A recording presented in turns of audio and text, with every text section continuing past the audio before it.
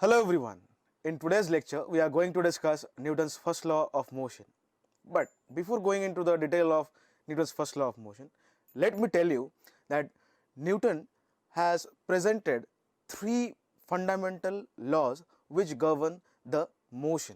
Okay, which govern the motion. That is, according to these three laws, the motion of the object can be defined. Right? So Newton's first law, second law, and third law.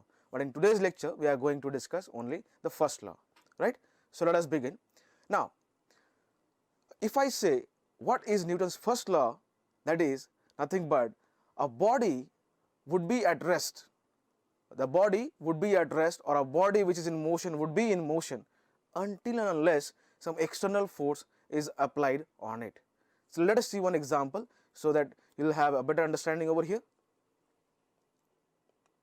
Now, as you can see, the football which was lying on the ground was at rest. Now, if there was no force applied on the football, it would be at rest, right? So now the footballer comes and kicks the football. So the footballer applies the force on the football in order to change its state of rest. Now it was at rest. As soon as it was experiencing, or it experienced force due to the footballer's foot, now it is set into motion. So now, as you can see over here, the state of rest is changed to state of motion only when the force was applied. So if the force or external force is applied on a body, its state changes, either state of rest or state of motion. So if I say a football is moving and the footballer is trying to stop the football using his foot, so finally he stops the football, it means what? The football was in the state of motion and the footballer stopped it using external force. That is, he tried to stop the football, right? So the state of rate and the state of motion, the state of rest and the state of motion would be constant or would be continued until and unless there is some external force acting on the system or the body or an object. Right? I hope that is clear to you. So let us define Newton's first law of motion now. Now, Newton's first law of motion, the body will continue to be in the state of rest or motion until and unless some external force acts on it, right? So the body will continue to be in the state of rest or motion until and unless some external force acts on it. So this is the definition of Newton's first law. Okay. Now, if this is the definition of first law, in other words, you can say that the body or an object will resist the change of state, and this tendency of resisting the change is known as inertia. So a new term for you. So let us define this new term, which is called as inertia. Inertia means the tendency of the body or an object, of course the body, to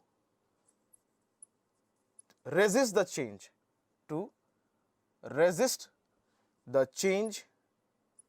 in its state of rest or motion. So the tendency of a body to resist the change in its state of rest or motion is nothing but inertia. So Newton's first law is also stated sometimes as law of inertia. So Newton's first law is also sometimes called as law of inertia. So what is inertia? It's a tendency of a body to resist the change in its state of rest or motion. I hope that is clear to you, right? So that was all about our Newton's first law and inertia or law of inertia. Let us see few examples over here. Now, as you can see, here is the example in the picture. So there is a coin placed on the cardboard, okay, and that cardboard is placed on the top of a glass, right? So over here, the coin is an object which is at rest. The coin is an object over here which is at rest. So according to Newton's first law of motion or law of inertia, when I pull the cardboard, the coin was at rest, will be at rest, because it resists the change in its state of rest. So if it tries to be at rest only and there is no surface on which it was kept, so it falls down because of gravity. So I hope that is clear to you. So if I pull the cardboard, okay, I pull the cardboard, the coin maintains its state of rest. So since there is no surface, because there is no cardboard, because I have already pulled it out, right? There is no cardboard, there is no surface. So the coin falls down because of gravity into the glass. So that was the first example of inertia, okay, or inertia of rest we call it. Now let us see one more example. Now as you can see over here, there is an object which is kept on the top of the car, okay. Now the car is in motion, therefore the object placed on the top of the car is also in motion, okay. Now both are in motion because the object is placed on the top of the car, okay, on top of the car. So if the car is in motion, the object is also in the motion. So the object is in its state of motion. The object over here is in its state of motion, right? Now as you can see over here, if the car stops suddenly, now the object which was placed on top of the car would be still in motion, because it is in the state of motion and it resists to change the state of motion. So when it is resisting to change its state of motion, it continues to be in motion, as you can see. Therefore the object falls off the car or off the roof of the car, as you can see, right? So let me tell you again, the car and the object which is placed on top of the car, on the roof of the car, okay, they both are in motion. Because the car is in motion, therefore the object is in motion.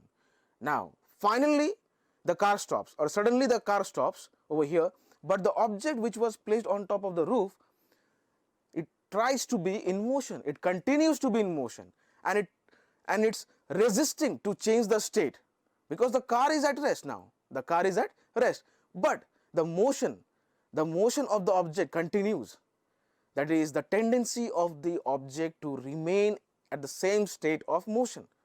Therefore the object tends to be sliding forward, So as you can see, the object falls off the roof of the car, right? So that was nothing but inertia of motion. That was nothing but inertia of motion, right? So inertia of rest, inertia of motion we have already seen over here.